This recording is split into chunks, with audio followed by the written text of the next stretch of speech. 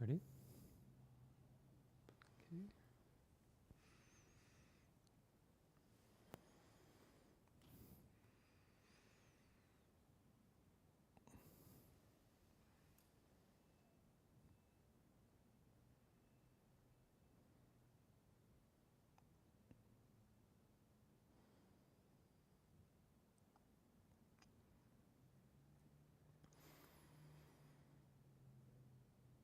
So good morning, everyone. Begin with the reflections on universal well-being. May I abiding well-being in freedom from affliction, in freedom from hostility, in freedom from ill will, in freedom from anxiety, and may I maintain well-being in myself.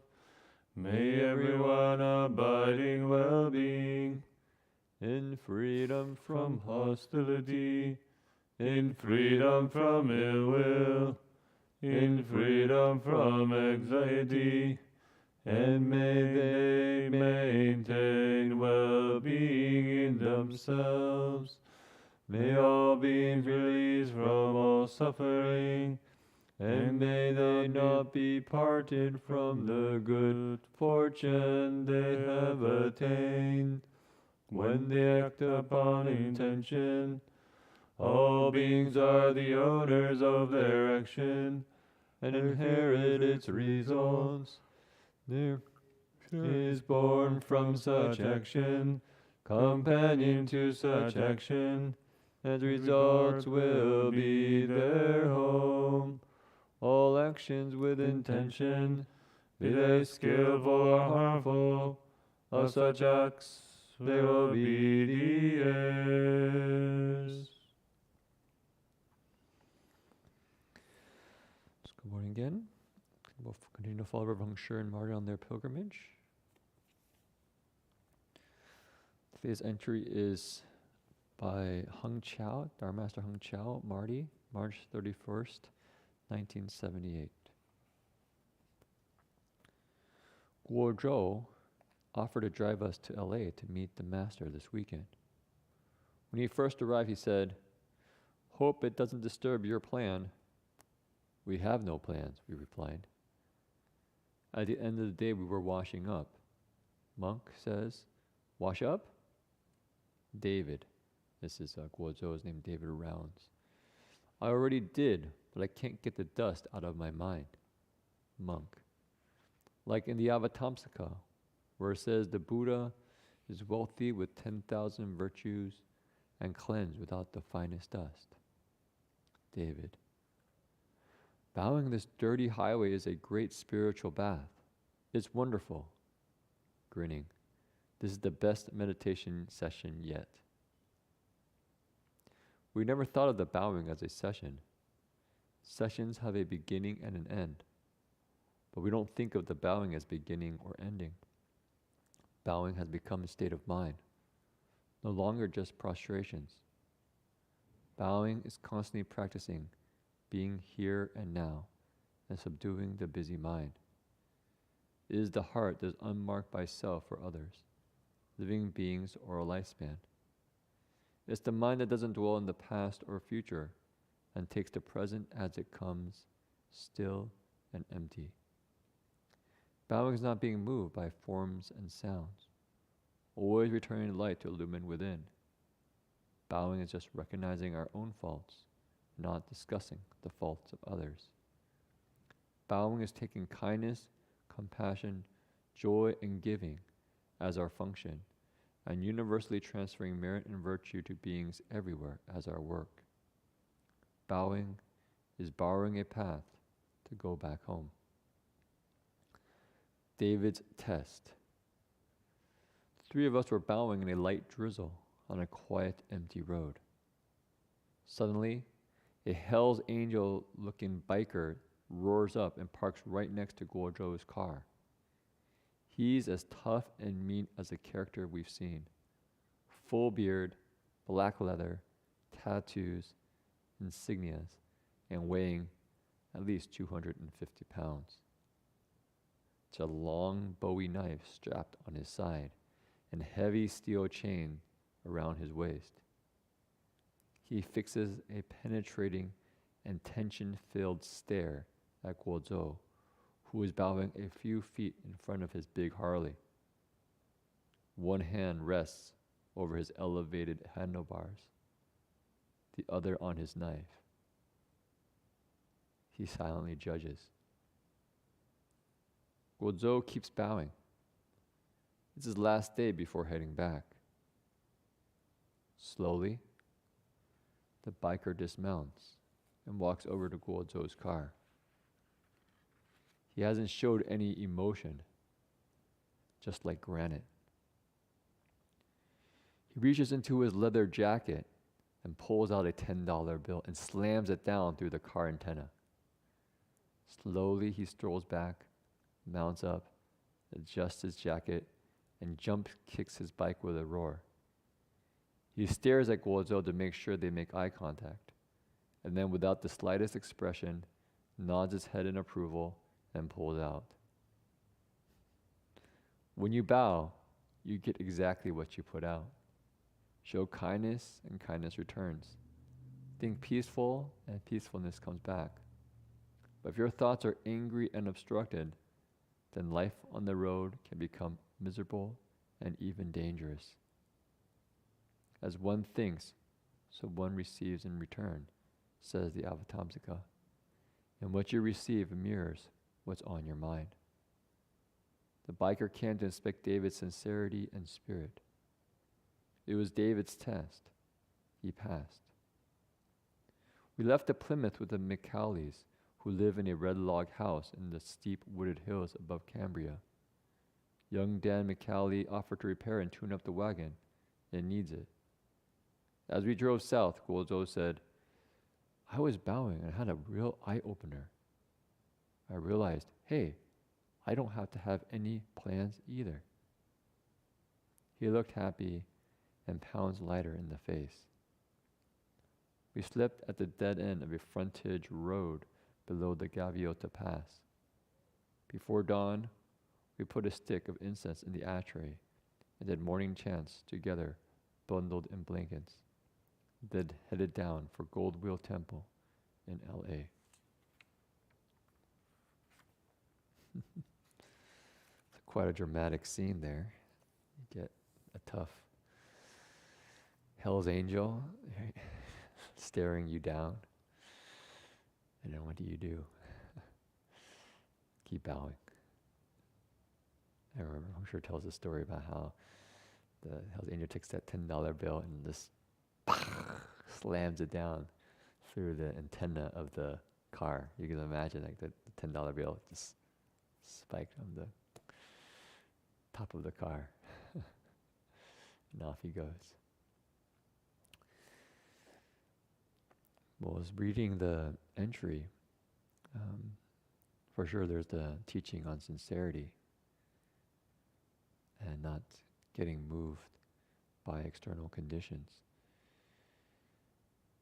But I wanted to share a little bit about Guo Zhou, or David Rounds, or as I knew him, Mr. Rounds, because he was somebody I really consider a teacher and a mentor as I began on the spiritual path. I remember being in Dharma Realm Buddhist youth as a college student and joining retreats at the Satan Thousand Buddhas. And he would often be there as a teacher, as a student, as a, maybe you could say, an elder friend. I remember many times he would stay back and I would ask him questions. I remember that time being pretty I don't know what word to say, lost, but unsure of myself, confused, doubtful, anxious. Because as I came to the 7,000 Buddhas for these retreats, the world in the monastery was just so different than my life outside the monastery. And what I was learning seemed almost like from a fantasy novel. I remember he was teaching with Dharma Master Heng Chi. And Dharma Master Heng Chi, as she teaches, goes into often the esoteric realms of the spiritual beings and dragons and ghosts. And, I remember being maybe 18, 19 and just going, I don't know what I'm signing up for here. This is pretty far out. If I talk to my friends at home, they probably think I'm crazy. And I remember in the evenings just talking with Mr. Rounds and just sharing my doubts with him. I remember Mr. Rounds not being somebody who really gave a lot of advice. And he didn't really kind of give really clear things to do. But what I really was struck by Mr. Rounds was his quality of listening and his caring heart. So whenever I talk with him, I always felt like here is somebody who deeply cares about my well-being, who is listening to me, is trying to empathize with me, and just gives a gentle encouragement, try your best. I believe in you, try your best. And that kind of caring presence definitely made a difference over the years. He would come to Berkeley Monastery and stay sometimes. And we would work on translation projects together. But I was always just struck by his gentle, considerate manner. The other thing, which I'll just finish with, it was he also had Parkinson's for quite a few years. I think probably for a number of decades. And he passed away, I think, in 2019. And so the other teaching that I observed from him is patient endurance. When the body starts to degenerate, I remember him just walking around was not easy. He had a cane, and his body would shake as he walked. I remember just trying to get a cup of coffee or drink, and he's just walking down the hall, and his hand would be shaking, so the water sometimes would be spilling a little bit on the floor. And I could see it being, cause him a little bit of anxiety because he's getting the floor dirty. But just watching him, just going, wow, here is a man who graduated from Harvard, very intelligent, very capable, but just from disease, the body starts to not work. The same goes for the mind. That little bit by little bit, those things that he was good at, writing, singing, practicing, he couldn't really do as much because the mind the brain, maybe you could say, starts to degenerate. In the last few years, he was in a care home, actually right across from his house. In fact, it was quite fortunate. And he's more or less couldn't do anything for himself. Somebody has to take care of him.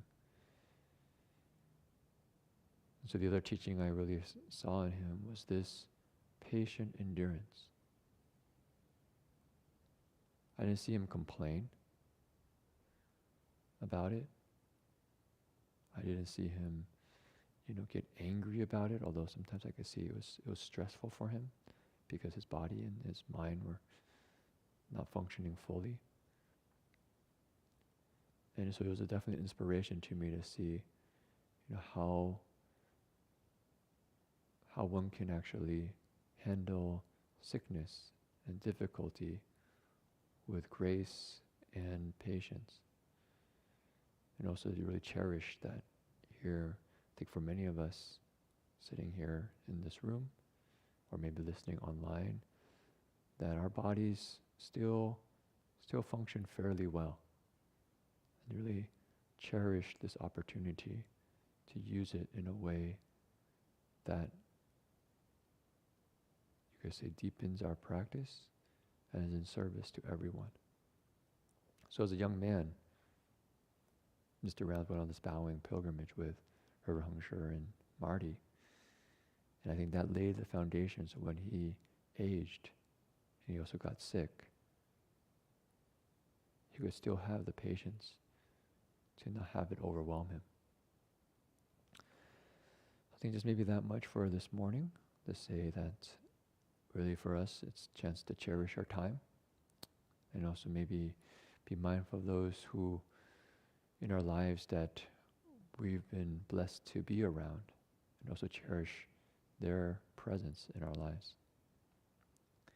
Okay, so I'll do 3 steps, 1 bow.